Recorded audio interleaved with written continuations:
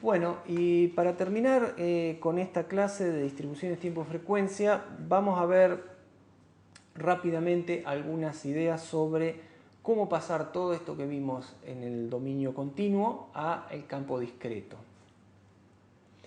En primer lugar, tenemos que pensar que tenemos que tener una señal muestreada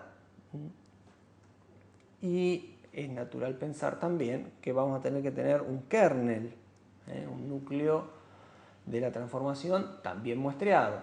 Y ahí empiezan a ver los problemas, ¿no? Cuando muestreamos ya no todas las propiedades se siguen cumpliendo. Entonces, con una señal muestreada y un kernel muestreado, ahí sí podemos definir una distribución que tenga el tiempo discreto y la frecuencia discreta. Entonces, primero vamos a empezar muestreando el tiempo. Acá volvemos a la distribución de Wigner, la que hemos usado a lo largo de toda la clase como ejemplo básico. Y acá introducimos un corrimiento m y un corrimiento menos m. Hay que observar que ya no tenemos la posibilidad de hacer m sobre 2, así que estamos corriendo uno para un lado y otro para otro lado.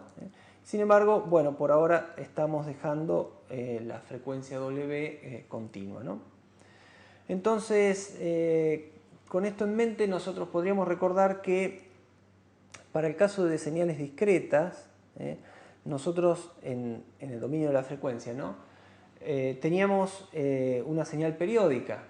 Cuando nosotros aplicábamos el proceso de discretización, multiplicamos por un tren de pulso, eso equivalía, si recuerdan, a la convolución en el dominio de la frecuencia por un tren de pulsos, lo que hacía que obtengamos una réplica periódica del espectro, y esa réplica periódica se iba a repetir cada 2pi en cantidades enteras k.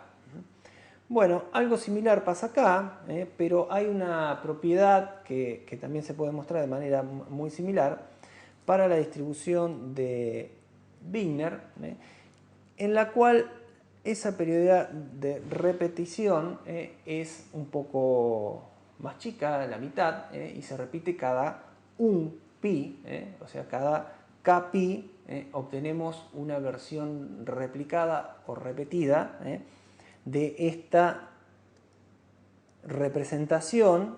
Siempre estamos hablando como replicando en la frecuencia, como si replicáramos así en este eje la distribución.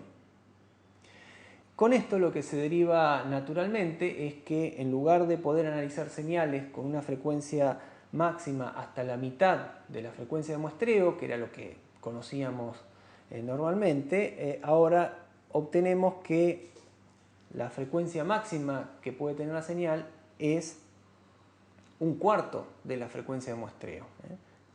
Si no, vamos a empezar a tener un fenómeno de alias, como el que ustedes ya conocen en el caso del análisis de Fourier discreto estándar de las señales discretas. Y para ver un poquito más acerca del caso general de las discretizaciones en tiempo y en frecuencia, ahora ya vamos al caso discreto completo.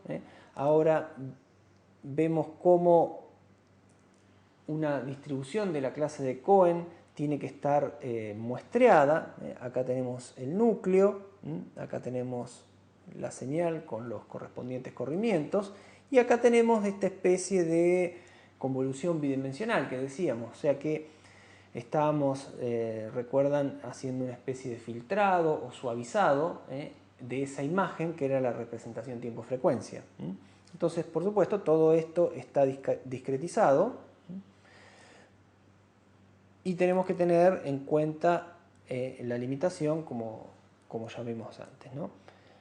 En el caso de, para dar un ejemplo concreto de la distribución tiempo-frecuencia de Choi-Williams, es una distribución exponencial sencilla que se utiliza mucho. El kernel es el núcleo, toma esta forma una vez discretizado. Es una forma muy similar a la que tiene el caso continuo, es lo que se conoce como el kernel exponencial. Esta alfa es simplemente una constante de normalización. Y tenemos un parámetro libre que es el sigma. Este parámetro libre del kernel nos permite, bueno, básicamente hacer un kernel más ancho o más ajustado, filtrar más o filtrar menos, suavizar más o suavizar menos. Para esta distribución en particular se cumple una propiedad interesante, que es la siguiente. Acá pueden ver que si yo hago esta especie de integral sobre todos los tiempos, obtengo la densidad de energía del espectro. Y si hago esa integral de la distribución de Choi-Williams sobre la frecuencia, obtengo esta especie de distribución de densidad de energía temporal.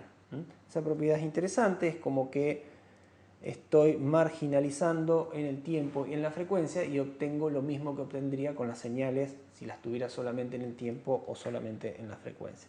Estas propiedades interesantes hacen de que esta también sea una de las distribuciones ya suavizadas, digamos, con reducidos los efectos de términos cruzados y todo eso que vimos antes, que más se utilizan después de la no suavizada, que es de la Wigner, que usamos como ejemplo básico en toda la clase.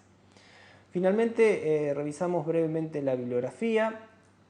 Ustedes vieron que yo fui dejando cuál era la bibliografía básica en cada sección o en cada tramo de la clase. Usamos mucho este capítulo del libro, que es bastante completo, bastante exhaustivo. También algunas partes las fuimos viendo del libro de Malat, que ya tiene una versión, una edición más nueva, bastante actualizada. Y después pueden ver varias de las otras referencias que en algunos casos he ido citando para tratar algún tema más puntual.